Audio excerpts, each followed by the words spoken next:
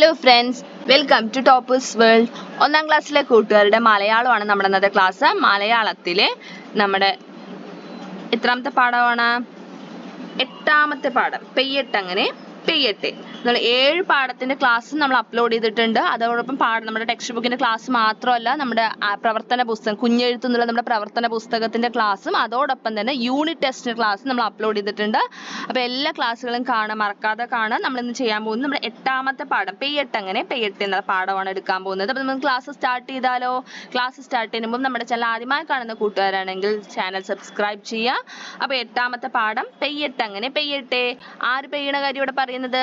മഴ പെയ്യുന്ന കാര്യമാണ് പറയുന്നത് അല്ലേ? അപ്പോൾ എന്തൊക്കെയാണ് നമ്മുടെ ഒന്നാമത്തെ പേജിൽ ചിത്രത്തിൽ എന്തൊക്കെയാണ് കൂട്ടുകാർക്ക് മനസ്സിലാവുന്ന കാര്യങ്ങൾ നോക്കൂ. എന്തൊക്കെയാണ്? നമ്മൾ മേലെ ഇവിടെ നോക്കൂ. ഇത് എന്താ? മേഘമാണ് അല്ലേ? മഴമേഘമാണ് ഇവിടെ ഉള്ളത്. മേഘമുണ്ട്. എത്ര മേഘമാണ് ചിത്രത്തിലുള്ളത്? 2 മേഘമുണ്ട് അല്ലേ? അപ്പൊ ഒന്നാമത്തെ മേഘം ആരോടാണ്? നോക്കൂ, ആ മേഘത്തോട് ആരാണ് സംസാരിക്കുന്നത്? പശു സംസാരിക്കുകയാണ് അല്ലെ? പശു മേഘത്തോട് സംസാരിക്കുകയാണ്. അതേപോലെ ഇവിടെ നോക്കൂ, ഇവിടെ ആരാണ്? ഈ രണ്ടാമത്തെ മേഘത്തോട് ആരാണ് സംസാരിക്കുന്നത്? തവള. അപ്പൊ എന്താണ് പശു? ഈ ചിത്രത്തിൽ എന്തൊക്കെയാ കാണുന്നത്? പശു ഉണ്ട്, അതേപോലെ തവളയുണ്ട്, 2 മേഘങ്ങളുണ്ട്, പിന്നെയോ മരങ്ങളും ചെടികളും ഉണ്ട് അല്ലേ? ഇവിടെ ഒരു മേഘമുണ്ട് അല്ലേ? 3 മേഘങ്ങളുണ്ട്. അപ്പൊ പശു എന്താണ് മേഘത്തോട് സംസാരിക്കുന്നത്? നോക്കൂ, എന്താണ് മേഘത്തോട് സംസാരിക്കുന്നത്? അതെ, എന്താ സംസാരിക്കുന്നത്? തട്ടാതെ മുട്ടാതെ മഴ പെയ്താട്ടെ. എങ്ങനെയാണ് പറയുന്നത്? തട്ടാതെ മുട്ടാതെ മഴ പെയ്താട്ടെ എന്ന് പറഞ്ഞാൽ പെയ്യൂ എന്ന് പറയുകയാണ് കേട്ടോ. മഴമേഘത്തിനോട് പറയുകയാണ്, ഒന്ന് വേഗം മഴ പെയ്യാൻ പറയുകയാണ്. അപ്പൊ മേഘം എന്താണ് പറയുന്നത്? മേഘം എന്ന് വെച്ചാൽ എന്താ ഇംഗ്ലീഷിൽ മേഘത്തെ പറയാ? ക്ലൗഡ്. അപ്പൊ എന്താണ് മേഘം പറയുന്നത്? ഓ, പിന്നെ പെയ്യാം. എന്താ പറയണത്? ഇപ്പൊ പെയ്യുന്നില്ല, പിന്നെ പെയ്യാം എന്ന് പറയുകയാണ് കേട്ടോ. അപ്പൊ ഇവിടെ നോക്കൂ, തവള എന്താ പറയുന്നത്? മഴ പെയ്താട്ടെ. പേക്രോം പേക്രോം. എന്താ പേക്രോം പേക്രോം വെച്ചാ?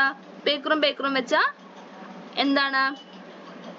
നമ്മൾ തവളയുടെ ശബ്ദം, തവള ശബ്ദം ഉണ്ടാക്കുന്നത് കേട്ടിട്ടില്ലേ? അതാണ് ഇവിടെ പറയുന്നത്. പേക്രോം പേക്രോം എന്ന് വെച്ചാൽ തവളയുടെ ശബ്ദമാണ്.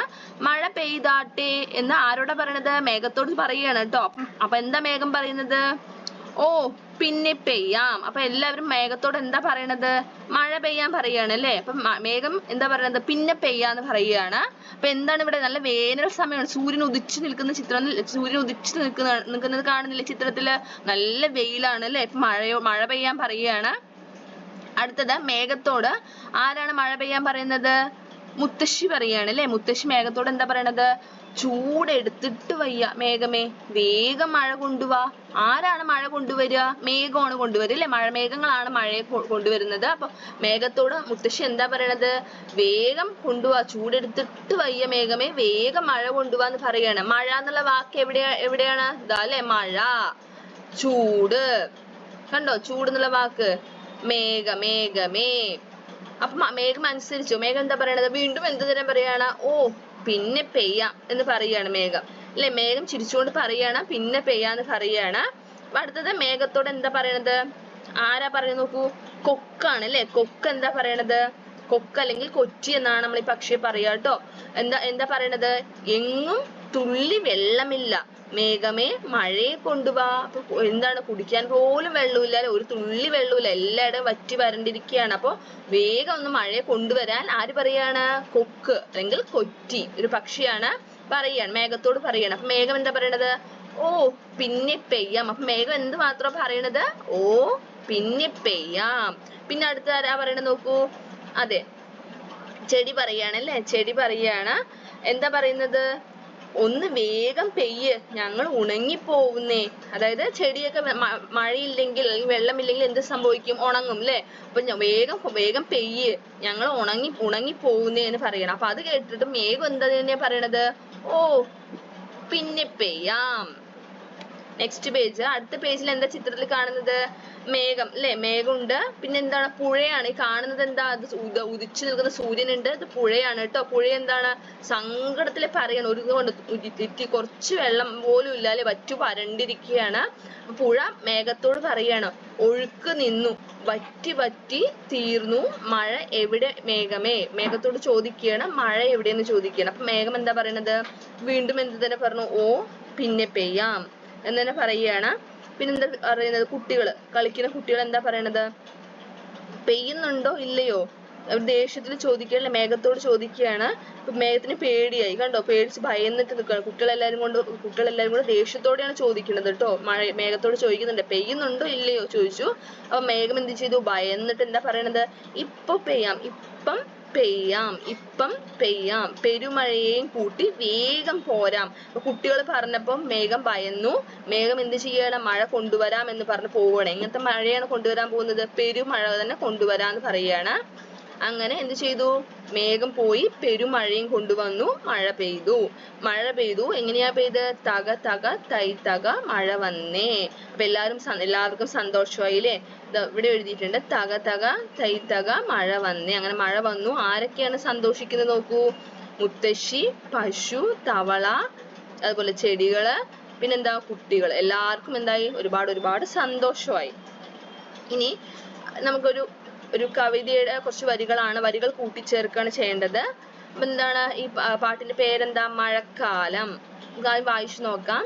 തുള്ളി വരുന്നു മഴത്തുള്ളി, പറ കൊട്ടി വരുന്നു മഴക്കാലം, മലയും കാടും ഇലയും മരവും കിളിയും മഴയിൽ നനയുന്നു, കിളിയും കിളിയുടെ പാട്ടും പാട്ടിൻ താളവും ഈ മഴ നനയുന്നു, മലയും കാടും, ബാക്കി എന്തെഴുതാം, ഇലയും മരങ്ങളും കാടിന്റെ മക്കളും ഈ മഴ നനയുന്നു, വയലൊഴുകുന്നു വഴിയൊഴുകുന്നു കുളവും പുഴയിൽ ചേരുന്നു, മണ്ണലിയുന്നു മനസ്സലിയുന്നു പകലും ഇരുട്ടും പുതയ്ക്കുന്നു, കിളിയും കിളിയുടെ പാട്ടും പാട്ടിൻ താളവും ഈ മഴ നനയുന്നു.